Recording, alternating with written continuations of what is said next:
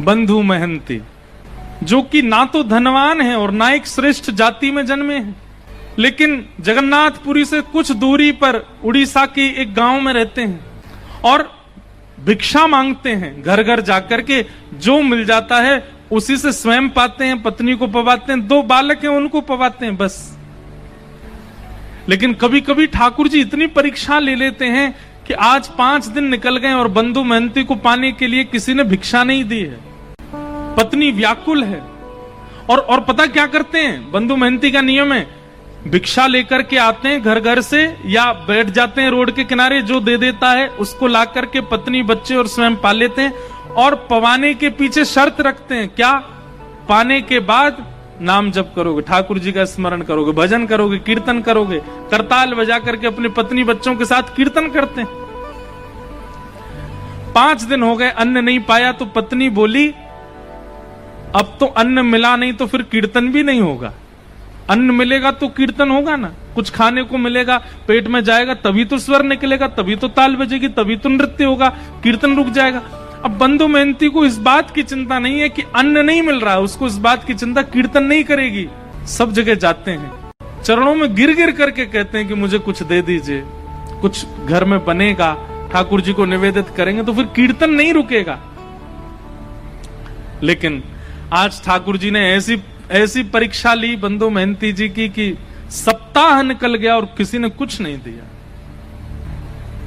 बंधु महंती सोचते हैं क्या करूं, कीर्तन नहीं होता है, बच्चे भूखे रोते हैं, पत्नी कहती है कि अन्न मिले तो कीर्तन हो।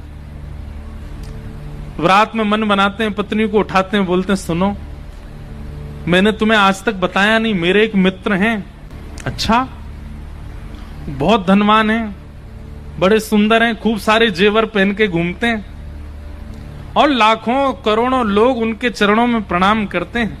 अच्छा तुम्हारे मित्र हैं? बोले हाँ मेरे मित्र हैं, मुझे अपना सखा मानते हैं। वो क्या नाम है उनका? बोले मेरा और उनका एक जैसे ही नाम है, मेरा बंधु महंती नाम है, उनका दीन बंधु नाम है, उनका नाम दीन बंधु, हम दोनों मित्र हैं एक दूसरे के। अच्छा दीन बंधु नाम है, कहाँ रहते हैं वो?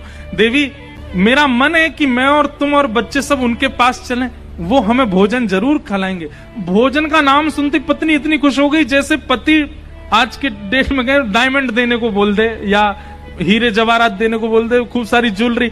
पत्नी भोजन देंगे? बोले भोजन, दाल देंगे, भात देंगे और साथ में छेना पोड़ा देंगे, आदि आदि सब देंगे। ये सब सुनकर के हम चले उनके पास, चलो बच्चे सो रहे हैं, मैं गोद में उठा लेती हूँ, चलते। देवी चल तो देंगे लेकिन थोड़ा समय लगेगा। कोई बात नहीं, सुबह तक तो पहुंच जाए। सुबह तक नहीं देवी, 5 दिन का समय लगेगा। पत्नी बोली 5 दिन? कहाँ रहते हैं? बोले एक नीलाचल धाम है जगन्नाथपुरी, वहां रहते हैं, मेरे दीन बंधु वहां रहते। पत्नी से झूठ बोला है, कोई बात नहीं हम सह लेंगे, लेकिन भोजन तो मिलेगा ना वहां पर? हाँ मिलेगा ना, मेरे मित्र हैं। भोजन की बात करती है, वो वस्त्र भी देंगे, अन्न भी देंगे, रहने को घर भी देंगे, चल। और अपनी पत्नी को लेकर के जा रहे हैं और रास्ते भर जगन्नाथ जी से प्रार्थना करते जा रहे हैं, हे महाप्रभु मुझे कुछ नहीं चाहिए तो मेरी लाज बचाना, मैंने इसको बोला है कि आप मेरे मित्र हो, कहीं आप मित्र बनकर के नहीं मिले तो इसके मन में अविश्वास हो जाएगा, और इसके मन में अगर अविश्वास हुआ ना तो मैं क्या करूंगा। अब इसी बहाने से अपनी पत्नी बच्चों से कीर्तन कराते हैं। अब तो 3 ही दिन में पहुंच जाएंगे, कीर्तन करो। कीर्तन करते हैं, जबरदस्ती करवाते हैं, लेकिन ये भी बंधुओं एक प्रकार से भगवत भाव है कि आप स्वयं तो भगवत भजन करते हैं पर अपने मित्रों से और संबंधियों से भी भगवत भजन कराते हो, ये भी एक कृपा है। अपनी पत्नी बच्चों को लेकर के बंधु महंती पहुंच गए जगन्नाथपुरी। 5 दिन हो गए चलते चलते, कुछ खाया पिया पिछले 7 दिन से नहीं खाया, 5 दिनों बच्चे भूखे प्यासे। जैसे ही जगन्नाथपुरी पहुंचे, दूर से ही नील चक्र दिखाई दिया, ध्वजा लहरा रही है महाप्रभु जगन्नाथ जी की। देख करके अपनी पत्नी पूछे, देखो वो जो ध्वजा दिख रही है ना? बोले हाँ, उसी के नीचे ही मेरे मित्र बैठते हैं, वो उनके घर की ध्वजा है। बस हम तो बच्चे तो नाचने लगे, कूदने लगे, पत्नी भी आनंदित हो गई। लेकिन महाप्रभु जगन्नाथ जी का आज तक केवल कथाओं में श्रवण किया था, पहली बार देखने जा रहे हैं बंधु महंती। ध्वजा देख करके ही मूर्छित हो गए। पत्नी ने बड़ी मुश्किल से होश में लाए अब तो ज्यों ज्यों मंदिर पास आ रहा है त्यों त्यों नृत्य कर रहे हैं, और बार बार नृत्य करते करते घबरा जाते हैं और घबरा कर कहते हैं महाप्रभु जी आप याद है ना, मैंने मित्र बताया है आपको, किसी और को नहीं दिखाना है, मुझे कोई प्रचार नहीं करवाना कि आप मेरी पत्नी को बस दिख जाना कि आप मेरे मित्र हो, और दिखना भी नहीं, मैं उसको बोल दूंगा आप बहुत व्यस्त रहे तो बस भोजन प्रसाद पवा देना, इतना करवा देना, बस और कुछ नहीं चाहिए। महाप्रभु जी के मंदिर पहुंचे, जाने कितनी बार ठाकुर जी की स्मृति में बेहोश हो गए। जगन्नाथ जी के मंदिर में प्रवेश किया, महाप्रभु जी के सामने जैसे ही पहुंचे, महाप्रभु जी के जब विशाल नेत्रों का दर्शन और ये आजानुलंबित भुजाओं का दर्शन किया, बंदो मेहनती नाचने लगे, दौड़ने लगे भीतर की ओर, मानो जैसे महाप्रभु जी बुला रहे हो। देख मैंने कही थी ना मेरे मित्र हैं, मुझे देखती देख भुजा खड़ी कर ली इन्होंने, कह रहे आजा गले मिल ले। हाँ भुजा तो जाओ मिल लो, अभी नहीं ना, अभी वस्त्र नहीं धुले मेरे, अच्छे स्वस्थ वस्त्र पहनूंगा, ना धो के तैयार तब जाऊंगा भीतर। एक लाज तो बचा ली ठाकुर जी, अब दूसरी कुछ प्रसाद पवा देना। ऐसे बंदो मेहनती रात भर बैठे रहे मंदिर के द्वार पर, किसी ने भोजन नहीं पूछा। पत्नी बोली आप तो कह रहे थे कि आपके मित्र भोजन पवाएंगे, दाल भात और जाने क्या क्या आप हमको प्रलोभन दे रहे थे। अरे तू देखा नहीं कितनी भीड़ थी अंदर, कितने लोग बैठे थे वहां पर, अभी सबसे मिल रहे हैं, वो सुबह तक हो जाएंगे, कराएंगे ना हमको। और वहीं बैठ करके चिंतन करते जा रहे हैं महाप्रभु जी, कीर्तन करो कीर्तन करो, और तुम पे तो घूम फिर के कीर्तन आता है, अब तो हम कीर्तन तभी करेंगे जब महाप्रसाद मिलेगा। अर्धरात्रि का समय सब चले गए और बंदो मेहनती केवल हाथ जोड़ करके रुदन करते हुए ठाकुर जी से प्रार्थना कर रहे, नाथ लाज बचा। और तभी महाप्रभु जगन्नाथ जी एक ब्राह्मण का रूप धारण करके आए, अपनी सुंदर थाल में महाप्रसाद स्वयं गए रसोई में ठाकुर जी, और जो महाप्रसाद रखा था जगह जगह से हंडियां उतार करके अपने हाथों से ही महाप्रसाद धर रहे हैं, अपने हाथ से ही दाल ला रहे हैं, और फिर ढूंढ रहे हैं कौन कौन सी सामग्री कहां धरी है। सब जगह से, जैसे कोई थाल, माता थाल लगाती है बालक के लिए, उसको ये अच्छा लगता है ये भी पवा देते हैं, ये अच्छा लगता है ये भी तो महाप्रभु जी देख रहे हैं मेरे को भोग में क्या क्या अच्छा लगता है, वो सब सामग्री ढूंढ ढूंढ के निकाल रहे हैं। कटहल की सब्जी धरो, महाप्रसाद धरो, खिचड़ी धरो, इसमें दाल धरो, ये धरो, सब पूरा थाल अपने हाथों से सजा रहे हैं। सुभद्रा जी बलभद्र जी देख करके कितने प्रसन्न हो रहे हैं, वाह आज महाप्रभु, पूरी दुनिया इनकी थाल लगाती है लेकिन आज खुद थाल लगा के लेके जा रहे हैं। ठाकुर जी को अपनी थाली लगानी नहीं आती, उनको क्या चुपचाप से बैठे रहते हैं, लाडले लाल हैं, दूसरे लगा लगा के देते हैं, पर आज बंदो मेहनती की थाल खुद लगा रहे हैं। और थाल के ऊपर वस्त्र रख करके अपने कंधा पे, विशाल थाल है, कंधा पर रख करके ठाकुर जी बाहर आए, और बाहर आकर अरे कोई बंदो मेहनती नाम का आया है क्या? बंदो मेहनती तो नाम सुनकर के मेरा नाम किसको पता भाई। मन में सोचा, पत्नी तो सो गई है, मन में सोचा कोई और होगा बंदो मेहनती मेरे जैसा, लेकिन देखा कोई और है भी नहीं, अकेला मैं ही बैठा हूं। ठाकुर जी बड़ी अपनी भौं चढ़ा करके, और जैसे कोई बिना भाव दिए बात करता ना, ऐसी बात कर रहे हैं, ए भाई कौन हो तुम, कहां से आ गए हो, ये फटे पुराने लत्ते पहन, यहाँ बाहर निकलो, यहां से चले जाएंगे भगवान, पर हम ही बंदो मेहनती हैं। तुम बंदो मेहनती हो? बोला हाँ।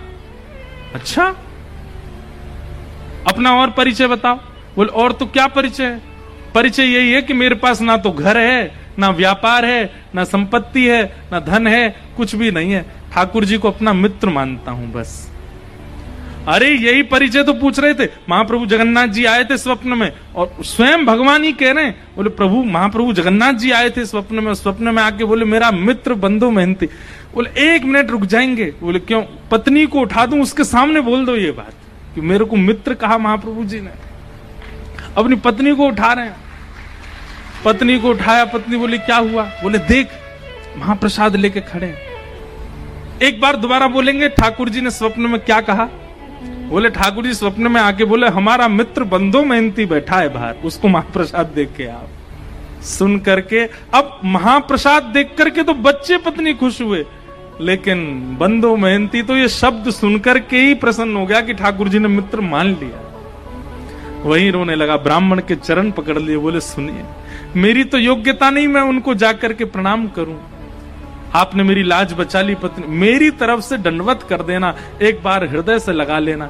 बोले कि समय मिलेगा जगन्नाथ जी खुद ही बुला लेंगे तुमको भीतर, महाप्रसाद पाओ। और सुनो, ये थाल बहुत महंगा थाल है, इसको व्यवस्थित ऊपर पहुंचवा देना मंदिर में। जी जी हम पहुंचवा देंगे। अब महाप्रसाद आया, बच्चों ने पेट भर के पाया, पत्नी ने पाया, बंधु मेहनती ने पाया। बंधु मेहनती को भूख थोड़ी ही थी, वो तो भूख मर गई ठाकुर जी की बात सुन करके। रात में बर्तन धो करके विशाल थाल, उसमें रत्न जड़े थे, इतना महंगा थाल।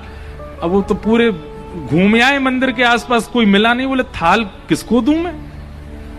ठाकुर जी की लीला, ना द्वार पर कोई है, ना कहीं कोई स्थान है रखने का। और मन में सोच रहे मैं कहीं भी रख के चला जाऊं तो कोई ले गया तो, अपने पास छुपा करके थाल को धर लिया। सुबह होगी, द्वार खुलेंगे तो भीतर दे दूंगा पुजारी जी को।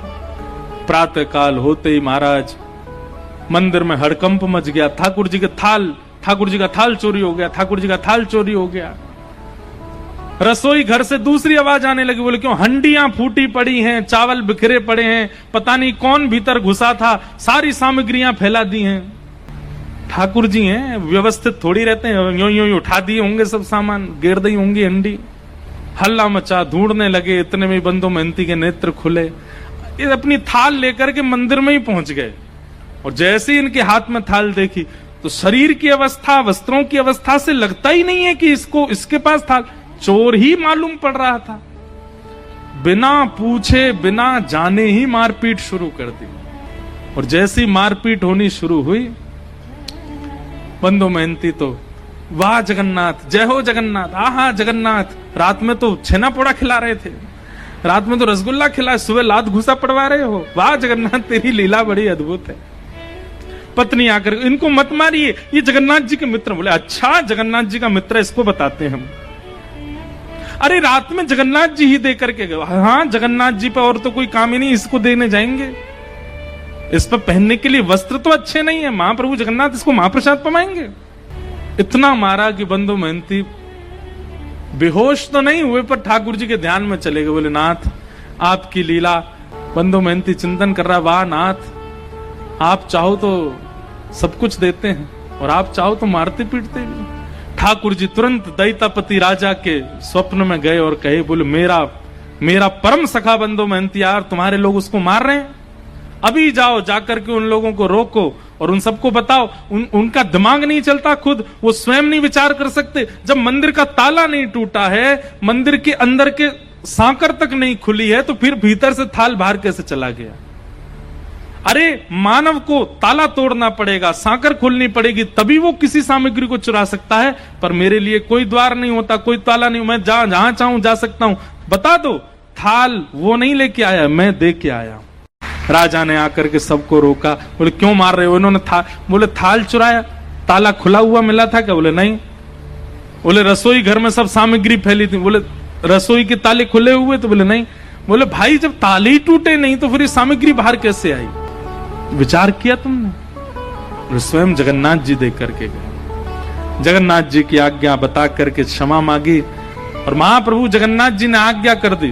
बोले आज से हमारे मंदिर में सब जो भी कुछ धन राशि आती है, जो भी, वो सब सेवा बंधु मेहनती को प्रदान करो, इनको हमारे मंदिर की सेवा दे दो।